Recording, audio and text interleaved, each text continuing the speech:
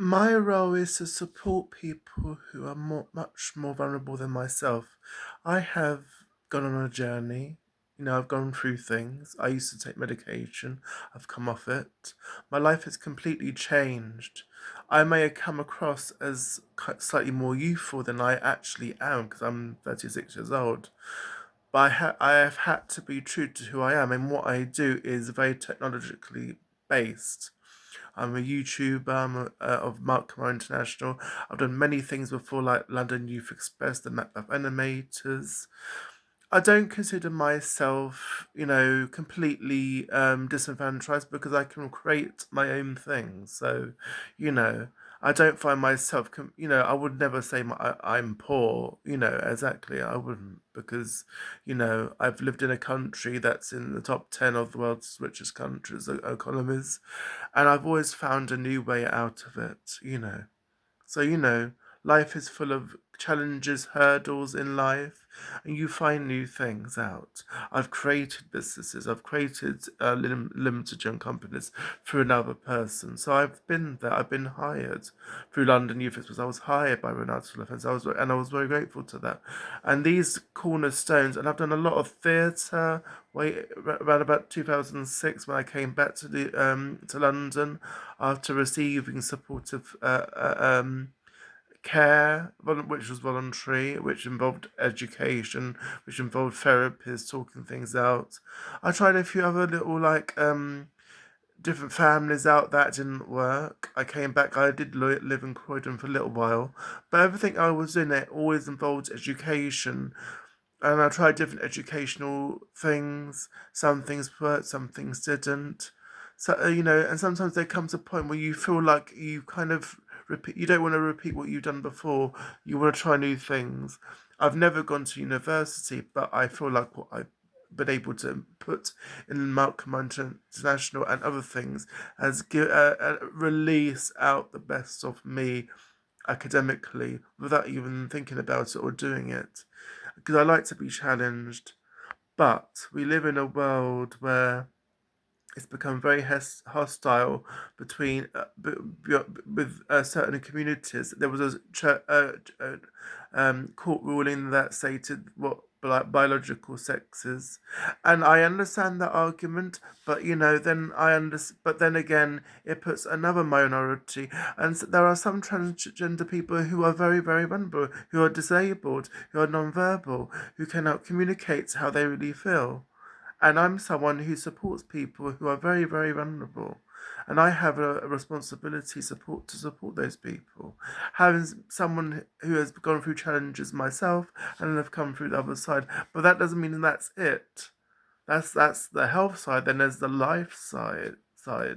And then there's the international life side. And there's always peaks and troughs in lives and careers, and it's never the end.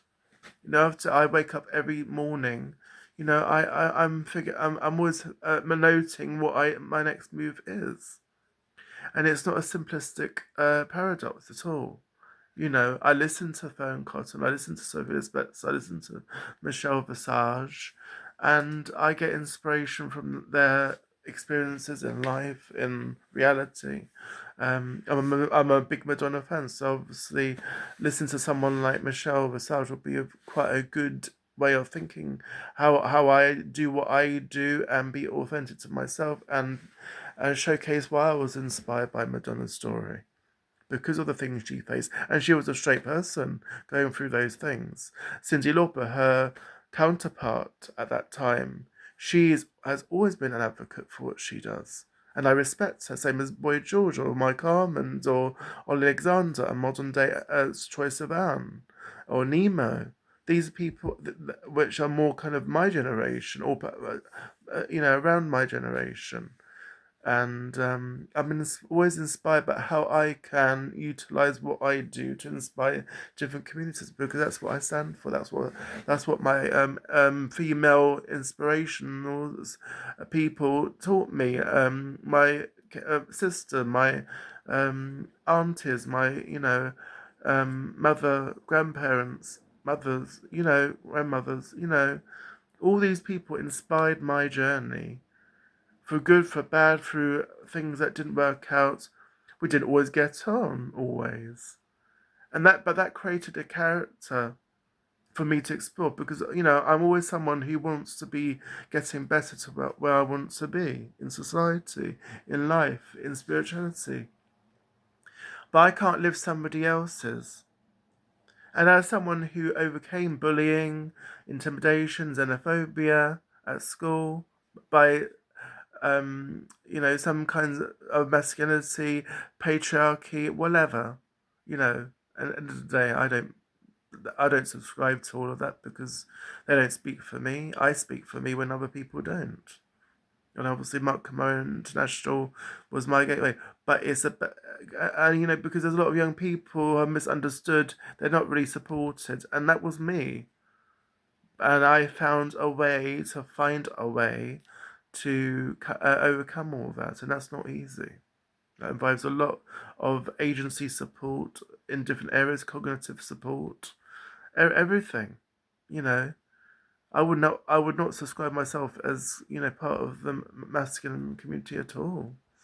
Far from, because they never represented my life or reality for what I wanted, for what I needed for society.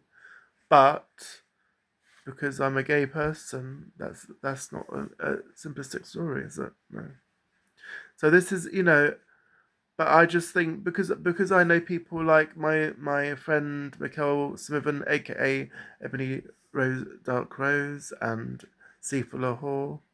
I just feel like we have a duty to support people who are trying to support people who are much more vulnerable than them. Some people have been more luckier than others, and we must, I just hope this court ruling.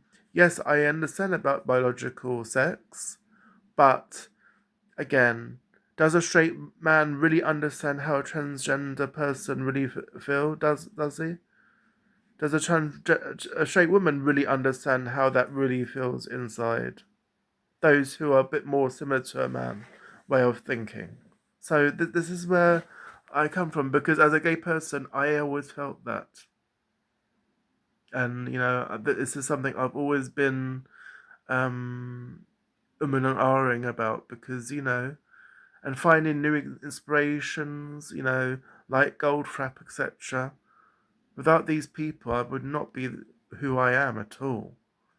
This is Mark Kamara speaking for Kim Kamara about an issue that affects us all beyond social media because it was actually a real life living in my generation in school.